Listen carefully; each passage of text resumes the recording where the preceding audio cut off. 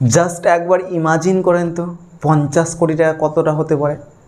50 কোটি টাকা ভাবলেই অবাক লাগে। 50 কোটি মানে এইবার আইপিএলে যদি রোহিত শর্মাকে মুম্বাই ইন্ডিয়ান্স রিলিজ করে দেয় তাহলে রোহিত শর্মার যে মূল্য বা দাম যেতে পারে 50 কোটি। কেন বলছে এই কথাটা? কারণ এটা পাঞ্জাবের হেড কোচ, পাঞ্জাব কিংসের হেড কোচ সঞ্জয় বাঙ্গার, তিনি বলেছেন কি এইবার আইপিএলে যদি রোহিত শর্মা নিলামে ওঠেন তাহলে তার হয়তো ন্যায্য মূল্য বা তার আইপিএলের যে মূল্য সেটা 50 কোটি যেতে পারে বা 50 কোটি ছাড়িয়ে যেতে পারে।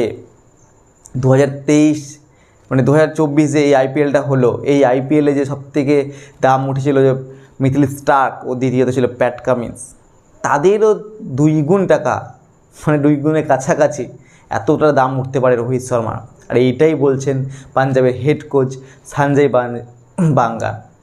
মানে এইবার আইপিএলে প্রত্যেকটা টিম, বিশেষ করে দিল্লি ক্যাপিটালস, পাঞ্জাব কিংস, হয়তো বা কলকাতা নাইট রাইডার্স, লখনৌ, এইসব টিমগুলো নিজস্ব ক্যাপ্টেন মানে এখনও কনফার্ম করতে পারেনি।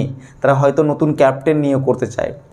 আর তার জন্যই কিন্তু তারা মুখিয়ে রয়েছে কি যদি রোহিত শর্মাকে ছাড়ে মুম্বাই ইন্ডিয়ান্স রিলিজ করে দেয় তাহলে কিন্তু তারা পুরো হারে চেষ্টা করবে কি রোহিত শর্মাকে নেওয়ার। কারণ তিনি একজন সিনিয়র ক্যাপ্টেন ও তিনি আমাদের ইন্ডিয়ার বর্তমান ক্যাপ্টেন ওডিআই টেস্ট ফরম্যাটের। হয়তো টি20 থেকে অবসর নিয়েছেন, কিন্তু তিনি ওডিআই ও টেস্টের বর্তমানে এখনও তিনি ক্যাপ্টেন ইন্ডিয়া টিমের ও তিনি দুর্দান্ত ব্যাটসম্যান। তার ব্যাটিংয়ের ওপর কোনো কথা হবে না, কারণ তিনি যেইভাবে ব্যাটিং করে চলেছেন ও তিনি ওয়ার্ল্ড কাপ জয়ী ক্যাপ্টেন।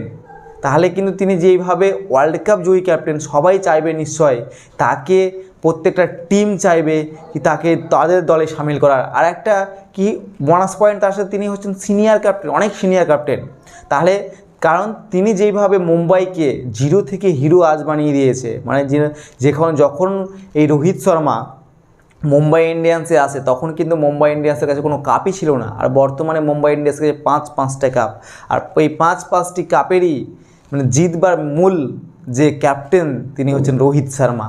আর সেই রোহিত শর্মাকে মুম্বাই ইন্ডিয়ান্স যখন 2024 সালে আইপিএলে যেইভাবে তাকে ক্যাপ্টেন্সি থেকে সরিয়ে দেওয়া হয়, আবার তিনি 2024 সালেই যে টি20 ওয়ার্ল্ড কাপ জিতে দেখান টি20, তাতে সবাই রোহিত শর্মাকে চাইবে কি নিজস্ব দলে সামিল করতে। আর তাই জন্যই পাঞ্জাবের হেড কোচ বলেছেন কি এইবার হয়তো প্রত্যেকটা টিমই রোহিত শর্মাকে নিয়ে ভাবছেন কি তারা হয়তো নিজস্ব টিমে রোহিত শর্মাকে নেবেন। আর তাদের টিমে হয়তো রয়্যাল চ্যালেঞ্জার ব্যাঙ্গালোর অ্যাপ্রোচ করতে পারে রোহিত শর্মাকে, কারণ তাদেরও ক্যাপ্টেন দরকার। ফাফ ডু প্লেসি হয়তো আর নাও খেলতে পারে বা তাকে এটা নাও করতে পারে, তাই সবাই চাইবে রোহিত শর্মাকে নিতে। আর রোহিত শর্মারা ওই জন্যই বলেছে কি তার যে ন্যায্য মূল্য সেটা হয়তো 50 কোটিও ছাড়িয়ে যেতে পারে। কারণ সবাই এই রোহিত শর্মাকে নিয়েই ভাববে, কারণ সবাই চায় কি এত একটা সিনিয়র ক্রিকেটার ও সিনিয়র ক্যাপ্টেন যে তাদের দলে আসুক। পাঞ্জাব এর যে হেড কোচ তারাও কিন্তু এখানে মুখিয়ে রয়েছেন কি রোহিত শর্মাকে যে কোনো হালে তাদের টিমে করতে হবে। এখানে দিল্লিও নাকি ঋষভ পান্তের ক্যাপ্টেন্সি তত খুশ নয়, তাহলে দিল্লিও চাইছে কি তারা রোহিত শর্মাকে নিতে। আর তাই জন্যেই 50 কোটির কথা বললাম আমি। 50 কোটি হলে হয়তো আইপিএলের ইতিহাসে সবথেকে বেশি টাকা, যেটা মানে আজ পর্যন্ত ইতিহাসের ক্যারিয়ারে কোনোদিন যায়নি কোনো প্লেয়ারের দাম, সেইটা হয়তো রোহিত শর্মা পেতে পারে 50 কোটি টাকা বা তারও বেশি। মানে এটা আইডিয়া, জাস্ট অনুমান করা একটা, যে এই সঞ্জয় বাঙ্গার যে বলছেন।